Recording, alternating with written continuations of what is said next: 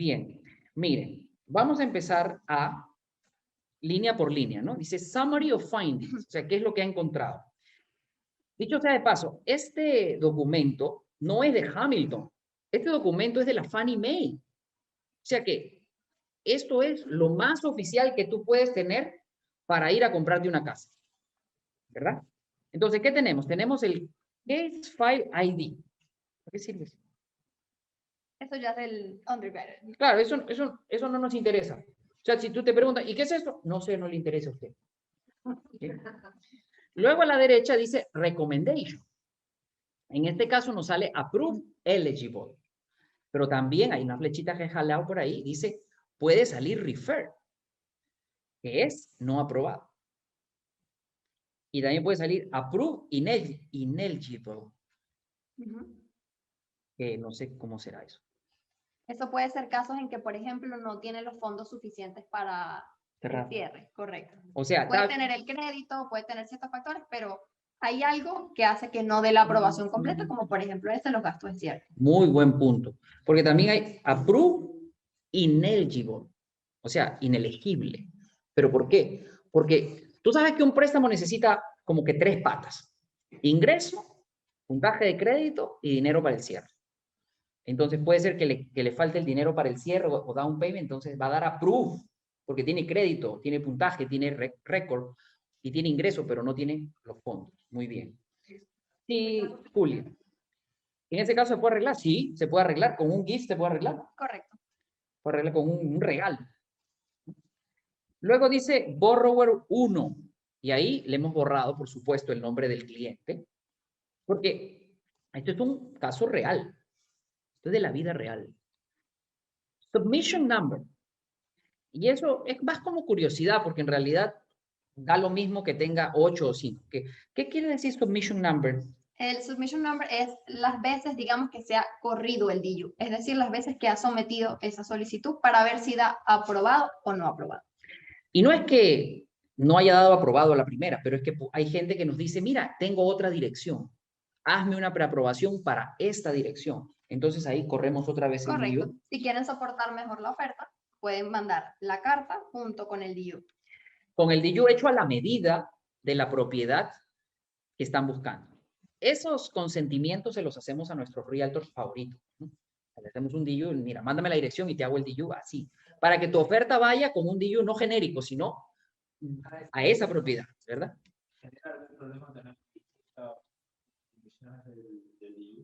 No, fíjate que no puede haber 5, puede haber 10. Esto no es un factor negativo. Es simplemente el número de veces que se ha corrido. Luego viene un número de préstamo debajo del nombre de cliente y el DU version es la versión del software. Estamos en la versión 11.0. Cosas irrelevantes para nosotros. Submission date a la derecha es la fecha del último, o sea, no de este. Y el first submission date es la primera vez que se corrió un DU para esta persona. Porque hay gente que te dice, mira, preapruébame y después de 15 días, ¿verdad? Pide Correcto. otro. Porque encontró una propiedad que le gustó, quisieron poner una oferta y nos mandan la dirección de la propiedad.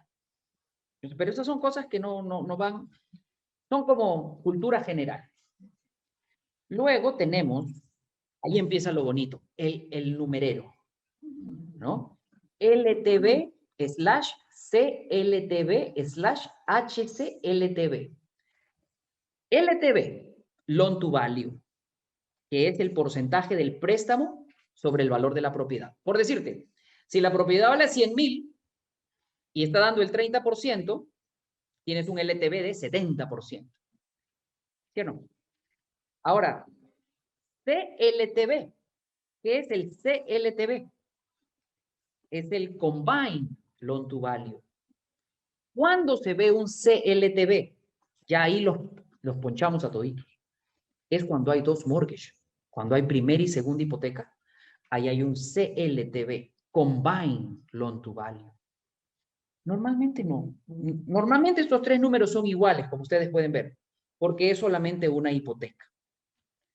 ¿Hasta aquí alguna consulta? Y el último, que es el HCLTV, es el High Combined Loan to Value.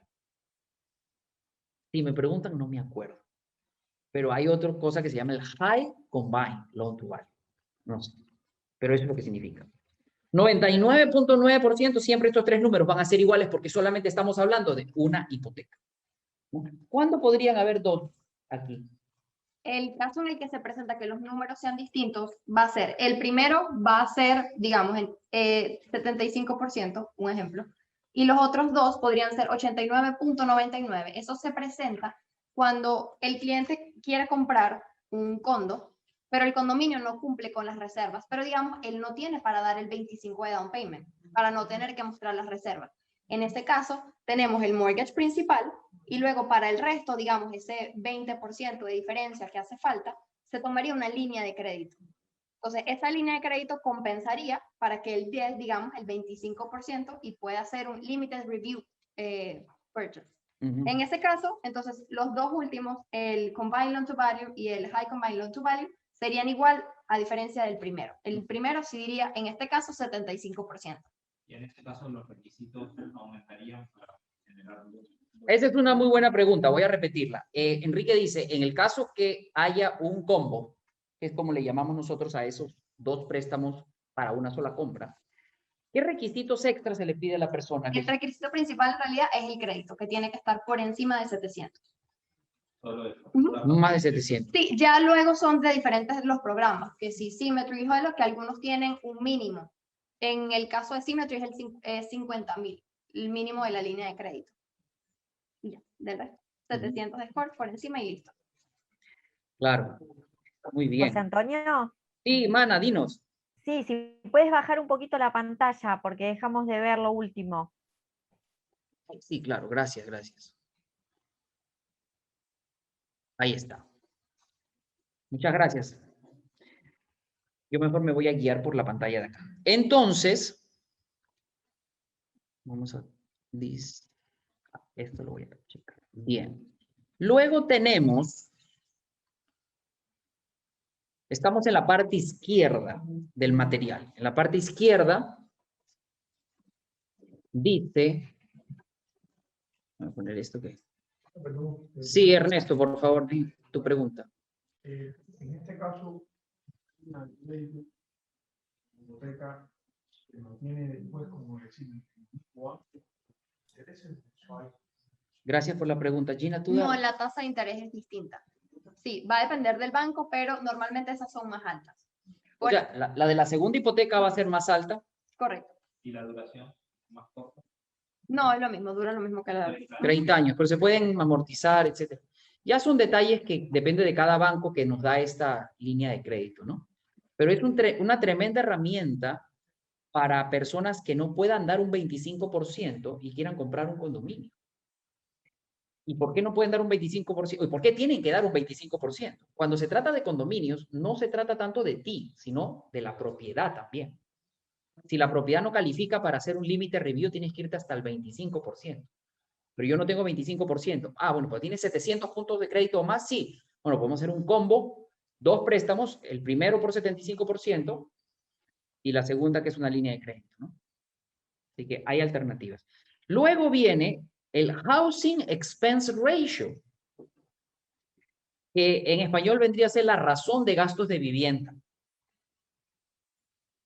¿Eso qué significa? El porcentaje que del ingreso de la persona, del ingreso bruto mensual de la familia, representa la cuota del mortgage, con todo. Aquí estamos viendo, por ejemplo, que la cuota del mortgage representa el 20.64% del ingreso bruto mensual de esta persona. Más adelante vamos a ver cuánto gana. Pero dime, María Angelina, ¿esto es normal o esto es raro? Es un poco raro, porque los ¿Por qué es raro? están bajos, lo que quiere decir que la persona tiene un buen ingreso y que aparte no tiene tantas deudas, o si no, si las tiene, gana mucho más de lo que tiene que pagar mensualmente. O sea, esto no es, este escenario, gracias, voy por allá. Este escenario es un escenario que no es normal.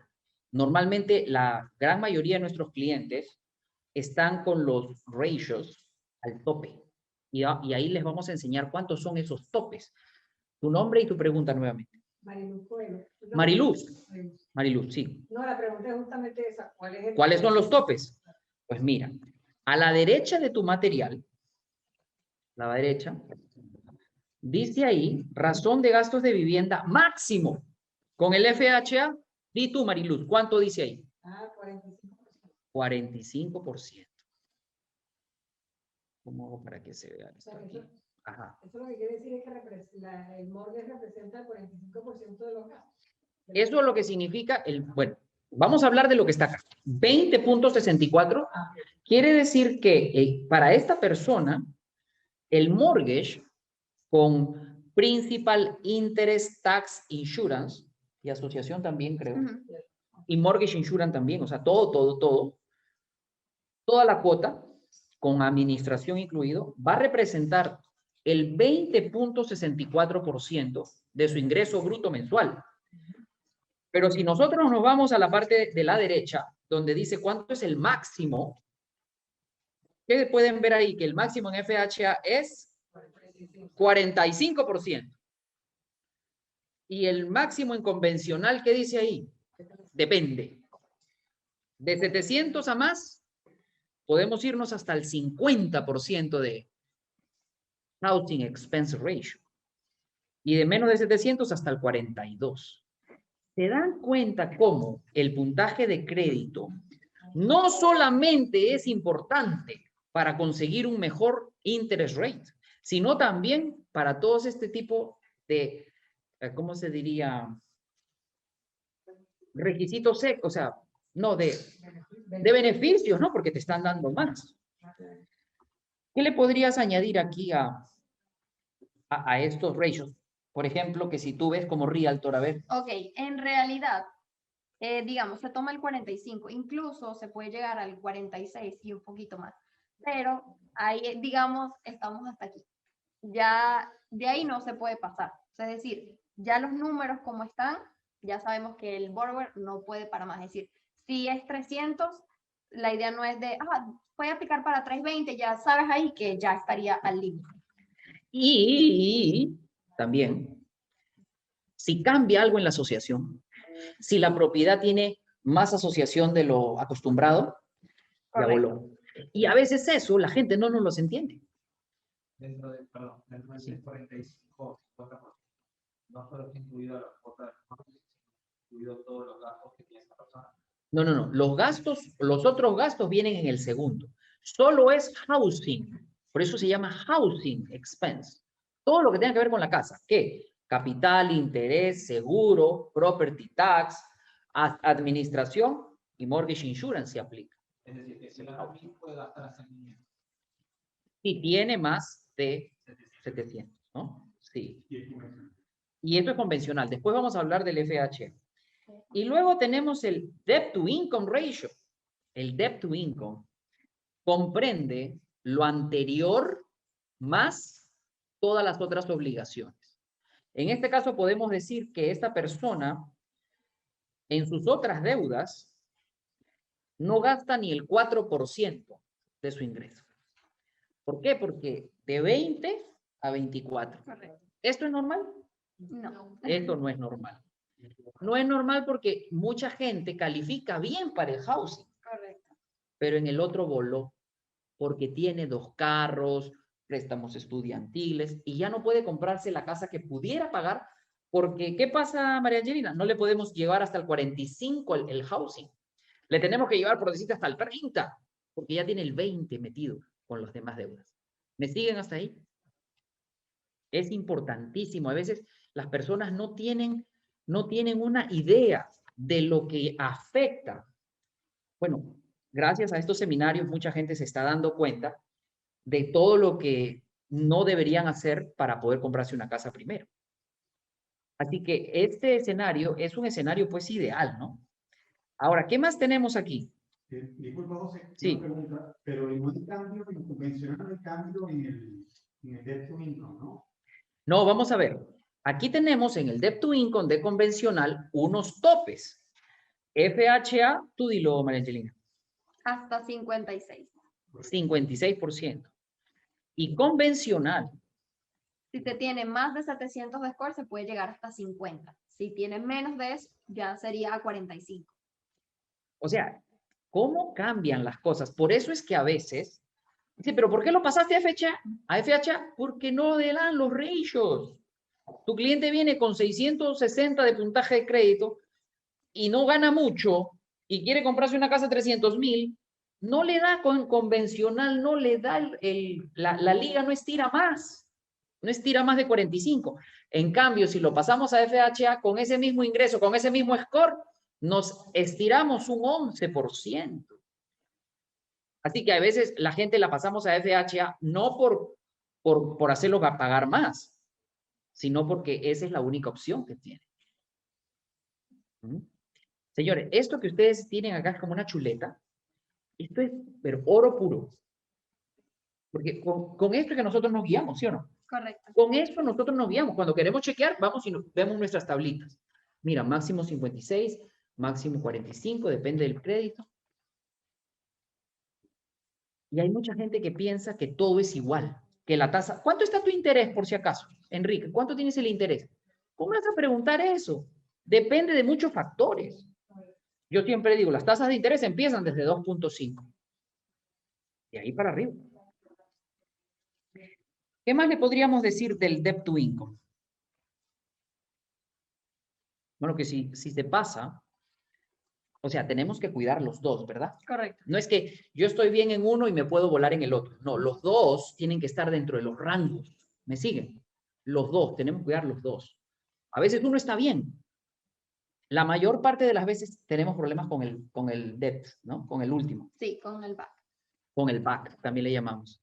Porque la gente tiene tantas cosas ya compradas, carros, tarjetas de crédito, préstamos, los muebles, todo eso les consumen ese colchón que tienen del back. Entonces, por decirte, si tienen ya un 25% de su ingreso comprometido en carros, tarjetas, muebles, etcétera, ¿cuánto puede ser el máximo housing que le podemos dar en un FHA? 30, 31. Claro, porque 30, 31 más 25 son 56, 55. Por lo menos si tienen carros pagando y les queda solamente un año. Ya vamos a llegar a eso, porque este ejemplo, lo que nos dice Josefina me dice, ¿qué pasa cuando le quedan pocas cuotas? Eso lo vamos a ver, porque justamente en este ejemplo hemos considerado ese escenario.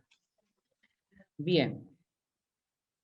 Luego acá tienen otros números, ¿no? Que es el loan amount, que es el préstamo por el cual están solicitando. En realidad esta no es una compra, esta es una refinanciación. Ahí lo vamos a ver. En la parte de la derecha tenemos la tasa de interés. ¿Esta tasa de interés es fija ahora mismo? ¿Está asegurada? En este momento no. Eso únicamente se bloquea, que es como se dice fija, cuando ya se está en el préstamo, ya se tiene el contrato o ya en el caso de la refinanciación ya se firmaron los disclosures, ahí se puede proceder a bloquear la tasa de interés. Antes con un DU no. Eso se hace un estimado dependiendo de, vemos los radios de calificación, vemos el score de crédito del cliente y damos un estimado de cuál podría ser la tasa que se le podría dar a ese cliente. Entonces, otra cosa para que ustedes aprendan. Tú no me puedes venir con un DU de otro banco a decirme, fulano de tal me está dando el 2.75 y me muestras un DU. Porque esto no está asegurado. Para que ustedes aprendan. Por eso están acá. O sea, el que diga acá 2.75 no quiere decir que esa es la tasa que tú vas a tener con ese banco. ¿Verdad? Mucha gente no lo sabe. ¿Cómo está el día del cierre? No, tampoco está allá. Tampoco está allá. Miren, hay un momento para hacer el lock del rate. Hay un momento. Pero no es cuando se hace un DU. ¿Saben por qué? Porque el lock cuesta plata. Y te lo dan por unos días, 30 días. ¿Aquí eres 45? Cuesta más. Y no es barato. Entonces uno no puede hacer el lock muy atrás, muy antes. Por lo menos yo diría que debemos hacerlo después que pase el periodo de inspección. Porque ahí ya sabemos que la transacción, por lo menos por inspección, no se cayó. Eso no quiere decir que no se haya empezado el préstamo. ¿Qué pasa cuando llega un contrato acá a la oficina? Ese mismo día abrimos el préstamo. ¿Cómo empieza un préstamo aquí, María? Ok, por ejemplo, en el caso de que sea una compra, ustedes como realtor dicen, mira, me aceptaron la oferta, nos traen el contrato. Nosotros colocamos esa nueva información, la dirección de la propiedad, los taxes, si tiene asociación, qué tipo de propiedades, un condo, una casa, y luego de eso llamamos al cliente, terminamos de finiquitar, digamos así, los detalles que hayan que llenar, por ejemplo, información como tiene dependientes o no, cuánto tiempo ha vivido en la propiedad en la que está viviendo actualmente, y luego de eso se le mandan los disclosures. Ahí ya digamos que comienza el préstamo como tal. Y eso lo hacemos el primer día. Correcto. El primer día en la noche. Normalmente, para que ustedes sepan, los que trabajan con nosotros abrimos los préstamos al final del día. Porque durante el día, las horas de oficina, es lo que hay que hacer urgente, ¿no? Pero ya cuando se cierra el banco, digamos, ahí abrimos los préstamos. Sí, perdón. Correcto. Y luego de que ya entonces los clientes firman los disclosures, nosotros en el sistema nos llega y ya nosotros se lo mandamos a nuestro procesador y ya ellos luego se comunican con el cliente y le piden los documentos que hagan falta para el proceso. Es muy importante que ustedes también sepan que el préstamo sale de nuestras manos como loan officer en un primer momento. Ya después, cuando está en la mano del procesador, ya nosotros no tenemos ahí, digamos, la antorcha, la posta, la tiene otra persona dentro del banco, ¿no? Y ese procesador, ¿qué va a hacer? Va a revisar todo. Correcto, ve qué documentos hagan falta en el file, si hay que dar una carta de explicación, si hay que explicar algunos inquiries que, por ejemplo, tienen el reporte de crédito. ¿Por qué le corrieron el crédito en tal fecha, verdad? Correcto. Sí, O por qué aparece esta dirección que no es la donde tú estás viviendo en tu reporte de crédito. Todas esas cosas hay que explicarlas. O, por ejemplo, si la persona tiene algo tan simple como un estado bancario en español, eso tenemos que traducirlo. Esa es otra de las condiciones que también nos pueden solicitar a nosotros, que hagamos la traducción de ese documento y la enviemos junto con el bank statement. Y luego, cuando esa revisión y ya se vio todos esos documentos, ¿qué hace el procesador? El procesador manda el file a la underwriter o el underwriter. Ellos ya son el que dicen la decisión final, digamos, si el préstamo está aprobado, que normalmente dan un conditional approval. Es decir, ok, tu préstamo está aprobado, pero falta que me des estas condiciones. Por ejemplo, como en el caso de las cartas explicativas, en tu reporte de crédito aparece esta dirección. ¿De qué es esta dirección? O en tu... Un depósito. Correcto, en tu estado bancario hay un depósito de 5,000. ¿De dónde vinieron esos fondos? Y más sobre todo si se están usando para el cierre. Todas esas cosas las puede pedir el underwriter y no significa que el préstamo no está aprobado. Está aprobado, pero sujeto a esas condiciones que nosotros tenemos que clarear, como decimos. O sea, en realidad, todos los préstamos, cuando se aprueban por primera vez, cuando ustedes reciben ese approval, es un conditional approval. No acá, en todos los bancos. Ese primer approval es un conditional approval, que está sujeto a ciertas condiciones. ¿Qué es lo que tenemos que hacer nosotros como loan officer en ese momento? Mirar las condiciones que nos está pidiendo el underwriter y ver si nuestro cliente puede cumplir con esas condiciones. Porque si hay una condición que él no puede cumplir, le damos un deny para que se salga del contrato y no pierda su depósito. Esa es la forma. Muy bien, entonces, a veces ustedes nos llaman y nos preguntan, ¿y qué hay del préstamo? Está en underwriter. Pero ayer me dijiste lo mismo. Pero ¿cuántos días toma el underwriter? Porque no es que no eres tú solo, ¿no? Pues ahí no hay un montón de gente. Correcto. Puede tomar aproximadamente 3 a 4 días. Ahorita Hamilton están tratando de reducir los turnaround times de 2 a 3. Pero obviamente por el volumen que se está manejando en estos momentos, se ha demorado a 3 o 4. Entonces, hay momentos en la transacción que no hay nada que hacer, ¿verdad? Correcto. Y ustedes a veces se ponen desesperados porque pasó un día y no les hemos dicho nada. O sea, hay momentos en que el file está durmiendo el sueño de los justos. Pero es lo normal, o sea, porque ese file llegó del procesador al underwriter y el underwriter no es que lo puso arriba, no, él tiene otros. O sea, tiene que llegar a ese file. Claro que hay circunstancias en que se pide un rush. Correcto. Pero no debemos abusar de eso. A nosotros en el banco nos han dicho, no abusen de sus rush, porque imagínate, tú eres un loan officer que toda la vida pide rush. ¿Qué pasa? Falta de organización, ¿verdad? Uno puede pedir de vez en cuando un rush por aquí, por allá, pero no quiere decir que esa sea pues la constante, que siempre tú tengas que pedir favor, ¿no? Muy bien. Entonces, luego tenemos entonces, tan importante, ahí voy para allá, muy importante que se haga énfasis en que esta tasa de interés de aquí no significa que ese va a ser tu interés, puede ser más o puede ser menos. Luego dice el tipo de préstamo, convencional. Luego dice el término del préstamo, este es un de 15 años. Este es un préstamo para 15 años, por eso es que la tasa de interés está en 2.75. Porque esas tasas de interés, María Angelina, al 31 de marzo, como que en 30 años no son fáciles de encontrar, ¿no? Adelante, Mariluz, con la pregunta. Este block rate, el costo del que usted comentaba. El lock, el lock, Ese costo, el comprador. El comprador va a asumir el costo de hacer el lock de ese rate. ¿Ok? Así es. Y a veces el rate no cuesta. Hay tasas que no cuestan. Hay tasas hasta que te pagan dinero. Pero eso es tan distinto como la huella digital de cada uno de ustedes.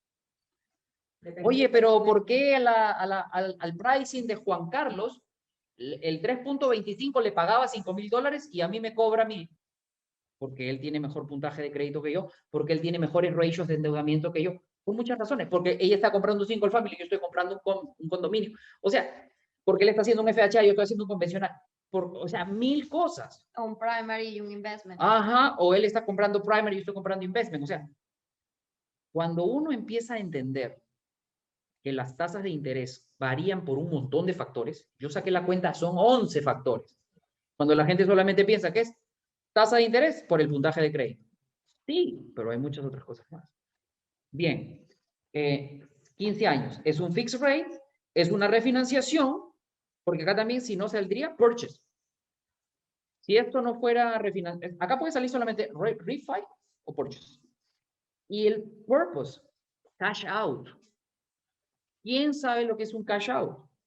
Bueno, ahí está ahí escrito, que va a sacar dinero. Entonces la pregunta sería, ¿cuál sería la otra forma de refinanciar? ¿Cómo le llamamos nosotros en la jerga bancaria a la otra refinanciación? Que solo es cambiar una deuda, de repente a una tasa más alta, por la misma deuda a una tasa más baja. ¿Cómo se llama esa, Ibrahim? Tú que tienes 15 años con la licencia, por favor. Saca la cara con 14 años. Tú que tienes 14 años, tú seguro que sabes. Abajo, abajo. La pregunta tuya era la del... El asterisco te lleva hacia la parte de abajo. Rate and term, bravo. Solo cambia deuda por deuda. Entonces puede ser cash out o rate and term. Si es un rate and term, quiere decir que solamente estás cambiando la deuda anterior por una nueva deuda. Pero no estás sacando dinero de la propiedad. Ahí se llama cash out. ¿Algún detalle que le podamos decir sobre esto? En ese caso, las tasas de interés también varían. No es lo mismo nada más hacer un rate and term, es decir, refinanciar tu propiedad nada más para bajar la tasa de interés, hacer un cash out. Mira, o sea, pero estoy refinanciando, sí, pero estás sacando plata. Si fuera rate and term, es más barato el interés que es un cash out. Pero cuando haces cash out, ¿qué límite tienes? ¿Hasta cuánto puedes sacar? El 80% Del- loan to value de la propiedad. Eso es Ese el máximo. pero eso es para no pagar. Ah, con cash out, sí. El cash out no supera el 80% del loan to value. Rate and term nos podemos ir en primary hasta el 95. Sí, no hay problema. Pagas mortgage insurance, por supuesto. ¿Cuánto se aprende, verdad? O sea, imagínense, es primera página nomás. Eso es lo que yo le decía a María Angelina cuando estaba preparando esto. Yo decía, esto está excelente. Porque esto es un manual para leer un DU. Bien. Luego tenemos el valor de la propiedad, que es estimado. Este es otro punto, muchachos. Cuando nosotros estamos haciendo un DU, no tenemos appraisal. Entonces estamos poniendo un valor estimado y sobre ese valor estimado está saliendo un loan to value. ¿Me siguen hasta ahí? Pero ¿qué pasa si el appraisal da menos que con este loan, que con este appraisal value que nosotros estamos estimando, está sacando un cash out de $100,000? Porque es el 80% del valor que estamos estimando. Pero cuando llegue el appraisal, llega a $20,000 menos, Ibrahim. Y dice, pero ¿por qué tú me dijiste que me ibas a dar 100,000 y ahora me estás dando 80? Pues la diferencia es porque tu appraisal llegó más barato. y no podemos superar para el cash out del 80%. Fíjate que cuando es un investment, Gina, ya la tasa de interés cambia si el loan to value es 75% o si el loan to value es 80%. Eso ustedes ni se dan cuenta. Dice, pero ¿por qué tú le dijiste que era una tasa de interés tanto y ahora es más? Sí, pero es que no sabes que antes era el loan to value de 80 y ahora es de, perdón, antes era el loan to value del 75% y ahora terminó siendo, cuando llegó el appraisal, terminó siendo 80. ¿Verdad? Entonces ustedes como realtor nos tienen que ayudar a explicarle a nuestros clientes mutuos que varía el appraisal, varía las tasas. Bien. Luego tenemos pues la dirección de la propiedad que le hemos borrado, el tipo de propiedad que es un detached, si no acá saldría condo, ¿verdad? Donde dice detached. Acá O abajo. si es por lo menos un townhouse que están pegados, podría decir attached. Attached también. Detached es single. Sí. Y la ocupación acá, primary residence. Podría ser second home o podría ser también investment. Yo le digo, en el DU lo más importante está en la primera y la última página. Ahí lo que ustedes tienen que ver como realtors está en la primera y en la última página. O sea, la 1 y la 2. ¿No? Entonces, aquí, bueno, les he mencionado algunas cosas, como por ejemplo en la segunda página, dice appraisal waiver. No es elegible para hacer un waiver. ¿Cuándo sí es elegible para hacer un waiver de appraisal? La mayoría de los casos se presenta es en refinanciaciones. Cuando se tiene bastante equity en la propiedad, el cliente también tiene un buen score, los radios de calificación están bien y el valor, digamos, de la propiedad que se está colocando referente al mercado, digámoslo así, está entre los parámetros. Entonces, el BU te puede dar ese appraisal waiver, entonces no es necesario hacer el appraisal en esa propiedad. Cuando el loan to value también no es muy alto. O sea, hay varios factores, pero en este caso no, hay que hacer appraisal. Ahí decía que no. Después, todas estas cosas que dice risk eligibility. ¿Quién es que en realidad se va a poner a mirar el 1, el 2, el 3, el 4 y todas estas cosas? El único que hace eso es el underwriter, porque la aprobación final, ellos se basan en los resultados que les da el DU. O sea, este DU se va a convertir en préstamo cuando todos esos números hayan sido solventados. Número 1, número 2, número 3, número 4. Hay cosas que son una bobería, pero hay otras que sí son más importantes, ¿no? Por ejemplo, acá en Findings, dice, número 5, los siguientes factores de riesgo representan fortalezas del deudor en la aplicación del préstamo. Por ejemplo, dice el debt to income ratio. Claro, es una fortaleza. Como yo le dije, esto no es normal. 20 y 24. Para nosotros eso es una fortaleza. Ahora, si acá saldría, ¿qué te digo? 45, 55. O, perdón, pues, 40, 50. O 42, 45. O 42, 45. Estarías aquí. Eso no sería una fortaleza, eso sería más bien Un riesgo. un riesgo. Otra que es el combined loan to value, 71%, es muy, muy bueno. No hay mucho riesgo ahí. Y lo otro también que es una fortaleza, que es un préstamo de 15 años y no de 30.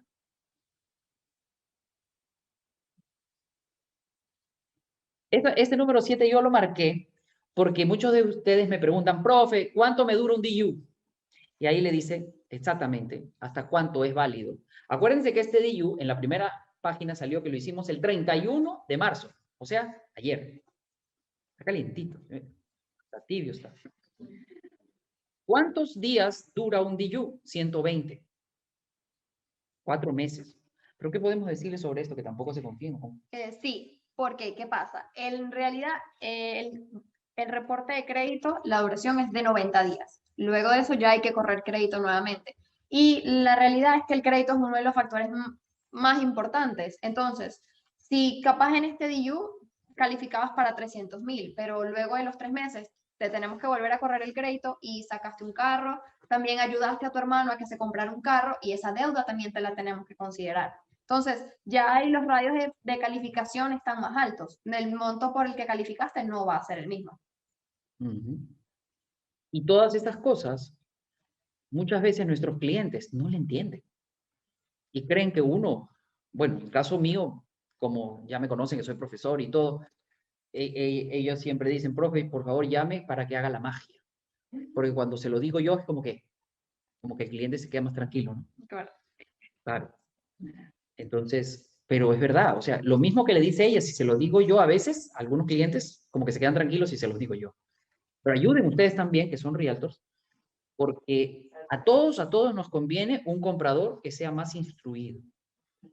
Sí. Bien.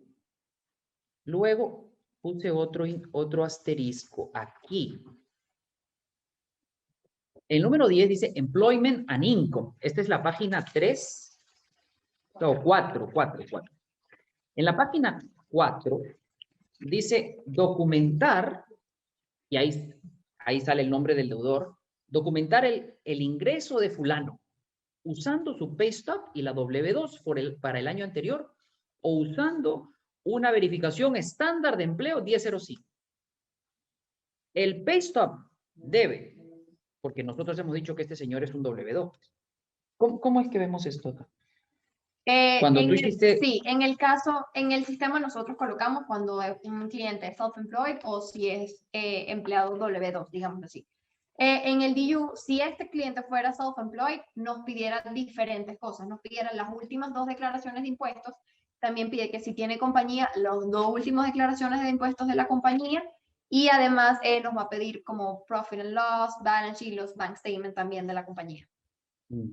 Y mucha gente, y nos ha pasado hace poquito, dice, pero ¿por qué me piden los impuestos de la compañía si este es un préstamo personal?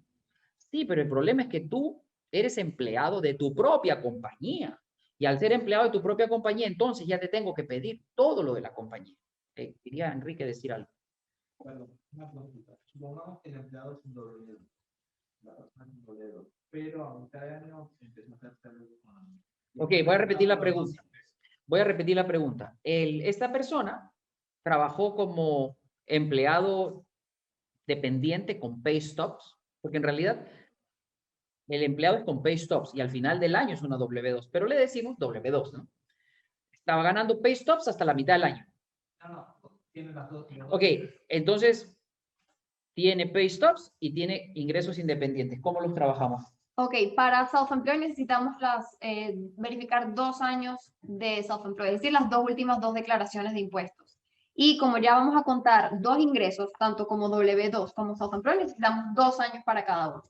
Okay. O sea, ahora sí ya te verifico 2 años de empleo de W2 también. Pero es importante esto, que hay gente que dice, sí, yo tengo 2 años de independiente, ¿sabes? Pero la 1099 del 2019 era con Lyft. Y la del 2020 es con Amazon. ¿Vale? ¿Eso se puede mezclar? No, tiene que ser la misma rama. ¿La misma empresa? Sí, por ejemplo, correcto, sí. Pueden haber, digamos, como pequeños cambios, pero, por ejemplo, puede ser driver y el otro decir driver Amazon. Por lo menos sabemos que era un driver, ¿me entienden? Pero no puede ser en el 2019 Construcción. maquilladora y en el 2020 era cantante. Son cosas totalmente distintas, entonces no podemos hacer, digamos, el promedio de los 2 años porque las 2 ramas eran completamente diferentes. Ok, si esta persona no tiene los 1099 de 2 años porque empezó recién a principio de este año. Okay, la pregunta. Ese ingreso no puede tomarse. No. Ok, la pregunta de Enrique es. Déjenlo preguntar, oye, Enrique, por favor, Julia. No lo interrumpas, no lo interrumpas. Okay. La pregunta de Enrique es la siguiente. Él es parte del equipo, él tiene todas las preguntas apuntadas. Entonces él ya sabe a qué hora tiene que hacer. Hay una chuleta también. Así son los programas. Entonces nos descubrieron, Enrique. Bueno, pues no se puede ganar en todas, siempre digo. La pregunta de Enrique es muy buena porque dice, ¿qué dijo? Que si era un empleado independiente y que... No tiene los 2 años. Correcto, y a principio de año se cambia a self-employed. Y todavía no tiene los 2 años. Pues ayer me pasó en una de las entrevistas. La señora, muy buen ingreso, pero solamente tiene 1 año de 1099. Ese buen ingreso todavía no se puede considerar porque solamente de 1 año. Entonces solamente teníamos el ingreso del Señor. Tantas cosas, porque hay personas que simplemente dicen, pero yo gano mucha plata, ¿por qué no me van a prestar? Pero es que no solo es que ganes de la manera correcta y Correcto. que declares. Correcto. Es otra cosa. Nosotros teníamos un caso también que se nos presentó una señora que me decía, no, yo tengo 2 propiedades rentadas y yo recibo 1.800 en una y 2.000 en otra. Y yo, oh, chéverísimo. Y cuando veo los taxes, no estaban reportadas ninguna de las 2 propiedades. Entonces, ¿cómo yo te puedo verificar ese ingreso o cómo yo demuestro ese ingreso si no lo tengo declarado en ninguna parte? En ese caso, ¿cómo lo tomamos nosotros? Como si esa vivienda es un second home. Entonces, más bien es todo lo contrario, la va a afectar porque entonces tengo que contarle, si tiene mortgage, el pago del mortgage en contra. Y si está paga, tengo que igual cortarle los taxes, el seguro y la asociación si tiene, como liability mensual. Aquí yo le digo, ya esto lo hemos dicho en otros seminarios, ¿no? Aquí el más vivo es el que paga y el que declara todo lo que gana. El vivo de Estados Unidos no es el vivo de nuestros países. A veces uno viene con la mentalidad equivocada de no hay que pagar, no hay que declarar. Acá todo es al revés. Acá es mejor declarar y mejor pagar. Al final del día ganas dinero. Y sobre esto que tú me estás diciendo, sobre las propiedades rentadas. Mira, justo estamos en época de taxes. ¿Qué tal? ¿La declaro ahorita, pues? ¿Puedo o no? En realidad, para una propiedad de inversión, Basta con sí, una declaración. correcto. No tenemos que promediar los 2 últimos, sino la última. O sea, podría salvarse esa persona si quiere redimirse. Con el, no sé si me sigue. En 1099 no pasa eso, pero si tú tienes ingresos de rentas que no declarabas nunca, pero ahora justo estás por hacer los taxes, pues declara tus rentas, declara tus alquileres para que se te puedan considerar como ingresos. Cuando constas employment y por lo general no declara correctamente, no lo declaran todo. Antes, por ejemplo, en la época de taxes, siempre estamos orientando a los clientes, antes de hacer los taxes, si quieres comprar, hay que analizar un poco tu situación para que puedas, para que declares completo y puedas calificar, porque por lo general no lo haces. Ok, yo voy a repetir la pregunta de Marilu. No, Josefina y Marilu. Josefina nos dice que nuestros clientes en esta época de impuestos necesitan ser asesorados por gente como nosotros, por decirte, para que declaren correctamente. Y eso es verdad hasta cierto punto, porque nosotros no podemos decirle a la gente cuánto declarar. No, sino que declaran lo que están haciendo. Pero acá hay una frase que yo he encontrado muy útil, es, mira Josefina, yo te recomiendo algo. Declara todo lo que has ganado y ahí sí no te excedas en los gastos. La parte que tú puedes controlar es los gastos.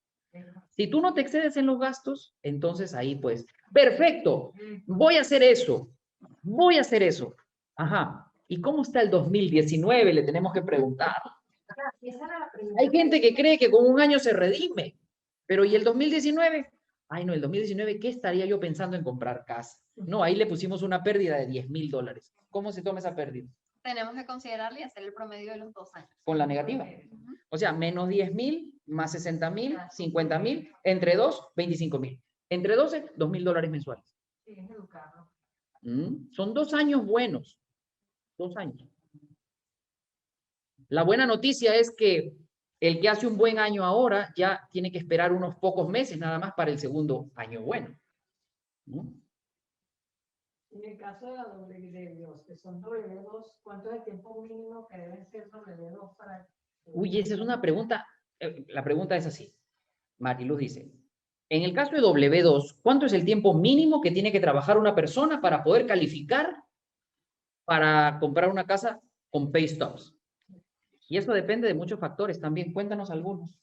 En este caso se manejan los factores de compensación. Es decir, por ejemplo, si la persona tiene el año y medio en la compañía y, por ejemplo, gana salario, es decir, su ingreso no varía, siempre está fijo, ahí podríamos manejarlo de hasta 1 año y medio. Puede que sea un poco menos. Pero si gana por hora, es decir, su ingreso es variable, ha cambiado de compañía, ahí sí tenemos que verificar los 2 años completos. Ok, verificar los 2 años, pero no quiere decir que sean en la misma compañía, ¿cierto? Correcto, no necesariamente. Pero en la misma compañía, digamos, por decirte, ¿no? Mi esposo, me dijo una cliente hace unos días, mi esposo empezó a trabajar en PepsiCo Frito-Lay en septiembre del año pasado. Y este señor gana, no sé, 80,000 al año. Pero la mitad es salario fijo y la mitad es comisión y bonos. Otra cosa, pero la mitad es salario base y la otra mitad es todo lo demás. Y ya se lo está ganando, ¿eh? Pero ¿sabes qué? Todavía no tiene un año. Correcto, no. Para ¿Se considerar lo podemos contar eso? No, Solo el base. correcto. Pero dime, dice. No, ¿qué pasa? En realidad los guidelines dicen que tiene que ser 2 años de haberlo recibido, pero en realidad se puede manejar incluso con 1 año o 1 año y medio, porque se puede hacer el promedio. Claro, se va a tomar el mínimo de todos los cálculos, pero sí se le puede tomar en consideración por lo menos una parte.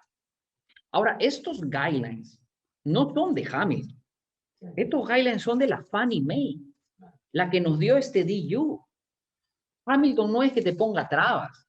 De a veces nos dicen, no, yo no sé por qué ustedes ponen tantas trabas. No es que si por nosotros fuera, pues nosotros nos pediríamos mucho menos documentos. Pero este préstamo, para ser tan barato, tiene que ser vendido. Y si al mercado secundario no le gusta ese préstamo, no va a poder ser vendido. Y eso va a ser una pérdida para nosotros. Entonces nosotros hacemos los préstamos a la medida del mercado secundario, que son los que realmente ponen las guidelines. Entonces aquí tenemos en la página 5, dice The Work Number BOE. ¿Qué quiere decir eso, María Angelina? The Work Number es un third party company, que ellos se encargan de las verificaciones de empleo de las compañías, digamos, grandes, que no tienen para hacer el payroll de todos los empleados. Entonces nosotros, si por ejemplo trabajan empresas como American Airlines, Pepsi, Bank of America, compañías, digamos, grandes, y no necesariamente tan grandes, pero... Que usen los servicios de payroll de ADT, ¿no? Correcto. Básicamente eso. Entonces nosotros podemos obtener la verificación de empleo directamente de ellos y nos da desde que comenzaron en la compañía hasta el último día que recibieron su pay stub. Nos da toda esa información. Aquí la conclusión, porque así nos pasáramos 2 horas hablando de todos los casos que se nos puedan venir a la cabeza, no los terminaríamos. Pero aquí la conclusión es la siguiente. Cuando ustedes nos traen un cliente acá a nosotros, antes de decirle que no, ¿sí o no? Lo preguntamos a todo el mundo. Pero a todo el mundo. Preguntamos a corporate, a nuestros branch manager que tienen 20 años en este negocio, le preguntamos a uno, le preguntamos al otro. O sea, le refutamos, le tratamos de explicar. Nosotros vendemos, en el buen sentido de la palabra, vendemos al cliente para que lo aprueben. Porque si no hay préstamo, nadie de nosotros cobra. Eso es otra cosa que deben entender. O sea, nosotros no somos un empleado de un banco tradicional que está ganando un sueldo, que llega un cliente, a él le da lo mismo si ese cliente califica o que no califica, a él le van a pagar igualito. En caso de nosotros, no, nosotros tenemos que cerrar para cobrar. Entonces ahí hay una motivación personal, directa, para hacer que ese cliente que ustedes nos traen con toda esa confianza, cierre. Porque si no cierra, no cobro yo tampoco, ni nadie de acá. Y todo lo que nosotros hacemos cuesta. Oye, pero ¿qué paella estaba más rica? A ver, ¿la de mariscos o la de...? No, ahí ha sobrado. No, pero es que es importante, hay que hacer una encuesta, porque la próxima vez que lo traiga y así le digo, mira, que levante la mano los que le gustó más la de mariscos. 2, 3, 4, 5, 6, 5, 6. La que le gustó más, la campesina. Que levante la mano el que le gustaron las dos. A mí me gustó más la campesina. Hoy le ganó a la otra. ¿Y cuál es la paella que estaba mejor para allá por los de Instagram? Eso es mal, ese es ser malo, ¿sabes? Eso no es bueno. Así no se trabaja. No es maldad. Muy bien, entonces, vamos a pasar a la última página. Vamos a la última página para ver lo que todos quieren saber. ¿Cuánto me queda la cuota? ¿Cuánto me queda la cuota? Mira, por si acaso, ¿no? Ahí en el 24 dice cuánto es el salario del deudor. 20,416.67. mensual. Ese es el salario de nuestro cliente. ¿Eso es común, María Angelina? No. Imagínate, pues es una persona que hace $250,000 al año, un cliente no. ¿Y cuánto tiene en la cuenta? 70,977. Te compra, refinancia, hace lo que quiere. Ah, mira, en la 28, que tú nos sugeriste poner este DU. Cuéntanos la 28, María Angelina. ¿Qué pasó aquí? Ok. Atención. La 28 está en la página 9. Sí, pero es que cambié de opinión en el camino. Me desvié, me quedé en el... Íbamos, ahí para allá vamos, pero ahorita estamos todavía en la 9. Ok. ¿Qué pasa acá? En el número 28 dice que ese liability, es decir, esa deuda no se está incluyendo en el pago porque tiene menos de 10 pagos que le quedan. En este caso dice que le quedan 5 meses, es decir, si la deuda de su carro le quedan, digamos, 2,000 y el pago mensual es 500, sabemos que le quedan 4 meses nada más para saldar esa deuda. Si se tiene menos de 10 meses, se omite esa deuda por completo. ¿Y si es lease? Si es lease, no se puede omitir. Pero qué injusto. Correcto. Porque ¿sabes cuál es la lógica detrás, no? Que si tú tienes un carro lease, cuando termine el lease, tú vas a tener que tener otro lease. En cambio, cuando tú financias un carro, al final del tiempo es tuyo. Ya no tienes que hacer más pagos. Entonces, por eso es que cuando es financiado y le quedan 10 pagos o menos, se le puede quitar esa deuda. Ahora, ¿qué tal si le quedan 12 pagos? ¿Le podemos forzar a pagar un poquito más para que se lo quitemos? Sí, se podría hacer, pero en el caso de FHA no puede ser más del 5% de Qué complicados son ustedes. su ingreso mensual. O sea, sí, pero en FHA... Ahora viene aquí lo que ustedes... Ajá. Bueno, acá hay cosas que se repiten. Cosas que se repiten. P and I. Capital e intereses. 2,714.49. Esto es principal and interest. Capital e interés. Eso está en la página 10. Acá hay muchas cosas que se repiten. Como ves, el loan to value, el income, que ya lo vimos. Ya pasamos a la página 11 ahora. Los ratios, otra vez,